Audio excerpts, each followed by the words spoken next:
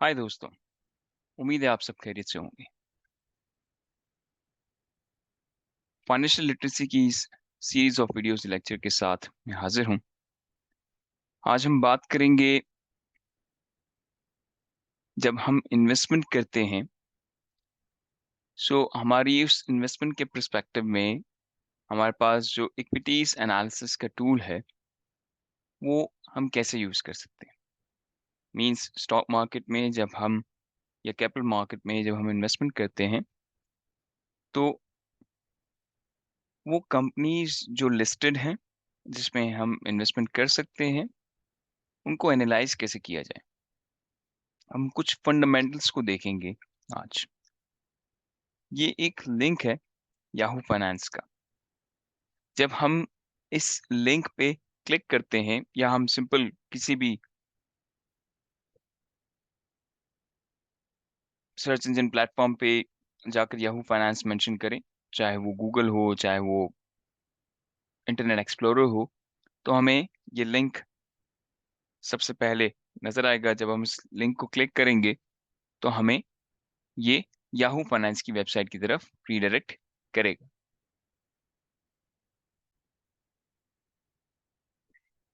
जब हम इस वेबसाइट पे क्लिक करते हैं तो हमें ये याहू फाइनेंस की वेबसाइट पे यहाँ पर रीडायरेक्ट कर दिया जाता है। हम देखते हैं सबसे पहले टॉप पर हमें मेन्यू बार यहाँ पे नज़र आती है और इसके बाद मुख्तलिफ इंडेक्सेस के बेसिस के ऊपर जो परफॉर्मेंसेस रही हैं मार्केट्स की, कैपिटल मार्केट्स की परफॉर्मेंसेस को हम कहते हैं, वो यहाँ पे रिफ्लेक्ट हो रही हैं।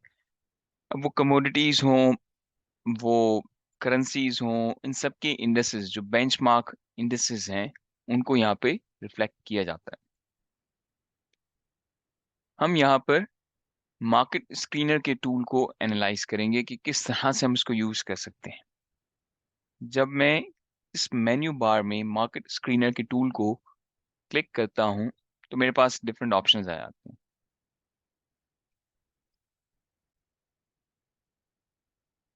सो इस मार्केट स्क्रीनर के ऊपर मैं सबसे पहले जो ऑप्शन यूटिलाइज करके आपसे शेयर करना चाहूंगा वो है इक्विटीज स्क्रीनर। मैं इक्विटीज स्क्रीनर पे क्लिक करता हूं, मेरे पास यहाँ पर मुख्तलिफ फिल्टर्स आ जाते हैं। आप देखें सबसे पहला यहाँ पे हमें ऑप्शन दिया था कि हम किस मार्केट में किस रीजन में इन्वेस्टमेंट करना चाहते हैं। सो लेट्स से मैं बात करता हूँ कि हम कनाडा में इन्वेस्ट करना चाहते हैं। Total number of listed companies Canada के प्रोस्पेक्टिव में जो अवेलेबल हैं वो यहाँ पर हमें रिफ्लेक्ट कर रही हैं। फिर मेरे पास ऑप्शन आता है कि market capitalisation on a daily basis, intraday के बेसिस के ऊपर, small mid tier large capital wise company या मेगा कैपिटलाइजेशन वाइज कंपनीज, ये हमारे पास ऑप्शंस अवेलेबल हैं। कैपिटलाइजेशन का मतलब ये है कि नंबर ऑफ शेयर्स जो फ्री फ्लोट के बेसिस के ऊपर अवेलेबल हैं multiply by its current price, जो इस दिन की प्राइस होती है। मैं फॉर एग्जांपल की बात करता हूँ कि मैं स्मॉल कैप के ऊपर अपने आप को रिस्ट्रिक्ट करना चाहूँगा। फिर इंट्राडे की प्राइस अगर मैं सेट करना चाहूँ तो लेट्स से मैं इस वक्त बात करता हूँ कि मैं $10 और लोअर की प्राइसेस की बेसिस के ऊपर बात करता हूँ। फिर मेरे पास ऑप्शन है कि मैं सेक्टर्स को एनालाइज करना चाहूँ कि किस सेक्टर में रहते हुए मैं अपनी इन्वेस्टमेंट को प्लान करना चाहता हूँ। जैसे ही मैं इसको क्लिक करता हूँ वेरियस डिफरेंट सेक्टर्स मेरे सामने लिस्ट डाउन हो जाते हैं। Financial services, health care, utilities, energy.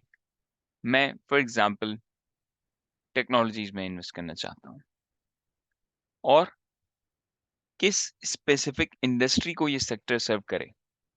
मैं इंडस्ट्री भी सेलेक्ट कर सकता हूँ। अगर मैं कुछ भी सेलेक्ट नहीं करता तो मेरे पास 178 कंपनीज आ जाती हैं। लेकिन अगर मैं चाहता हूँ कि अपने आप को रिस्ट्रिक्ट करूँ, फॉर एग्जाम्पल मैं सिर्फ सॉफ्टवेयर एप्लीकेशन के ऊपर अपने आप को रिस्ट्रिक्ट करना चाहता हूँ, तो मेरे पास ये फिल्टर के अकॉर्डिंगली रिस्ट्रिक्टेड कंपनीज जो 84 कंपनीज हैं वो आ जाती हैं। और जैसे ही मैं यहाँ पे क्लिक करूंगा फाइंड स्टॉक, मेरे पास वो सारी की सारी कंपनीज की लिस्ट आ जाएगी। अगर मैं चाहूँ तो मैं कोई और फिल्टर भी ऐड कर सकता हूँ। जैसे फॉर एग्जांपल मैं यहाँ पे क्लिक करता हूँ add another filter. Filter could be anything. अब ये डिफरेंट रेशोज हैं। 52 वीक्स की प्राइसेस मींस लास्ट पूरे साल में क्या प्राइसेस रही हैं। कंपनीज के average volumes means number of shares traded last 3 months में क्या रहे हैं, हम इस पे भी फिल्टर यूज करते हुए डाल सकते हैं। प्लस आप बैलेंस शीट को या इनकम स्टेटमेंट को भी प्लान करते हुए यहाँ पे अपने फिल्टर्स को मार्क कर सकते हैं। और कुछ रेशोज जो हैं फर्दर इसमें अवेलेबल हैं। जब हम रेशो एनालिसिस की बात करेंगे तो हमारे पास ही मुख्तलिफ ऐसे रेशोज हैं जिसको डिस्कस करने की ज़रूरत होगी, हम वहाँ पे डिस्कस करेंगे और फिर यहाँ पर हम एक फिल्टर लगाकर उसको यूटिलाइज भी कर सकते हैं। So getting back to our 84 stocks.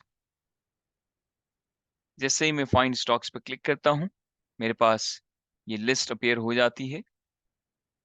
ये सारे बेसिक फंडामेंटल्स हैं। इंट्राडे की प्राइसेस क्या रहीं, उस स्पेसिफिक लास्ट ट्रेडिंग डे पे चेंज क्या रहा, परसेंटेज चेंज, उसका वॉल्यूम, कंपनी की मार्केट कैपिटलाइजेशन कितनी रही, और प्राइस टू अर्निंग रेशियो अगर कंपनीज का अवेलेबल है वो पी मल्टीपल जो कहलाता है वो यहाँ पे मेंशन किया हुआ है।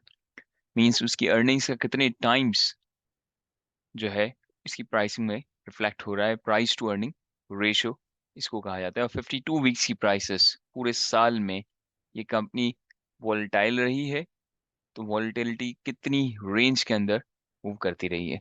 ये वो बेसिक फंडामेंटल्स हैं उन लिस्ट ऑफ 84 कंपनीज की जो हमारे इन फिल्टर्स के बेसिस के ऊपर फिल्टर आउट होके हमारे सामने आ चुकी हैं। अब हम यहीं तक रुकते हैं। हम नेक्स्ट वीडियो के अंदर अपनी इस स्पेसिफिक किसी कंपनी को लेकर अपने इस एनालिसिस को कंटिन्यू करेंगे। Thanks for listening, see you next time.